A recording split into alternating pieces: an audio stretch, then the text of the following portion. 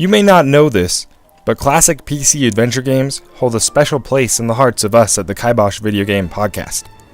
Unfortunately, the market for most adventure games died off in the 90s, but that doesn't mean that there are never new releases in the adventure game genre, and I get excited each time I hear about a new one, hoping that it may bring back the magic and immersion I got by playing those adventure games of old. This is why stacking made me so excited when I first heard of its development. A game heavily based on classic PC adventure games and developed by Double Fine Productions, a developer known for being started by former members of LucasArts, who had worked on such classic adventure games as The Secret of Monkey Island and Day of the Tentacle. Not to mention a plot based around Matryoshka dolls controlling other Matryoshka dolls to help stop child labor in an industrial age silent movie. Stacking seemed just the quirky game to fill my adventure game void.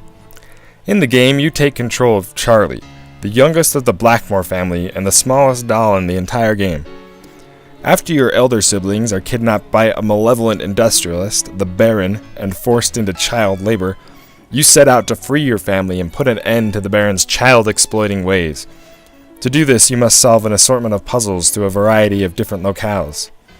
To do this, you must use the individual doll's unique abilities. Each doll has one unique ability. Charlie, however, has none except that he can jump inside any doll one size larger than himself. Once inside another doll, you have total control over it, including its ability.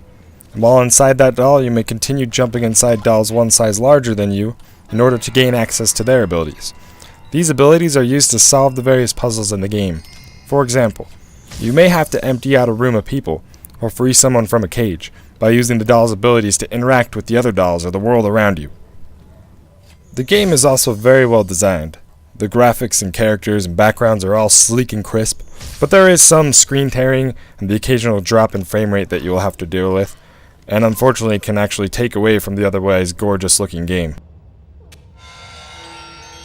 The unique gameplay and style bring a lot of humor and charm to the game, and help make the adventure game genre something that works well on a console without having to use the ability to point and click that you don't have without the use of a mouse or some kind of pointer device.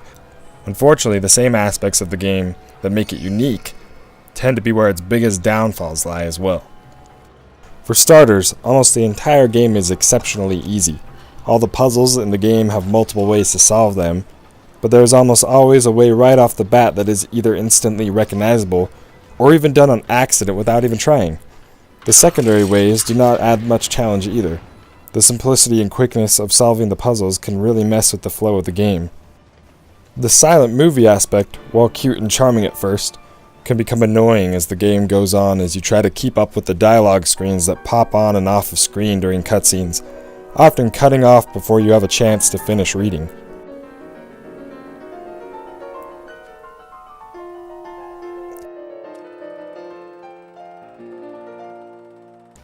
Side quests try to add some replay value to the game.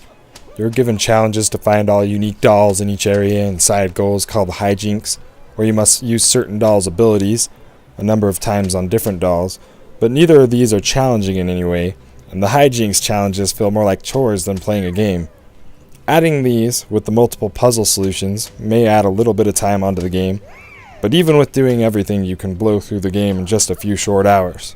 But that is somewhat to be expected given that it's only a downloadable game. Depending on your outlook, however, the simplicity of this game is not necessarily a downside. If you're looking to up your gamer score or your trophy level, the achievements and trophies in this game are some of the easiest I have ever seen, and it shouldn't be much of a challenge to get them all in a single playthrough. I'm not trying to rag on the game. Stacking's charming premise and gameplay mechanics are worth checking out despite its minor shortcomings. It is also a great introduction for those who have not had the pleasure of experiencing adventure games before. Veteran adventure gamers, however, may find that Stacking's high expectations do not quite stack up to its 1980s PC ancestors.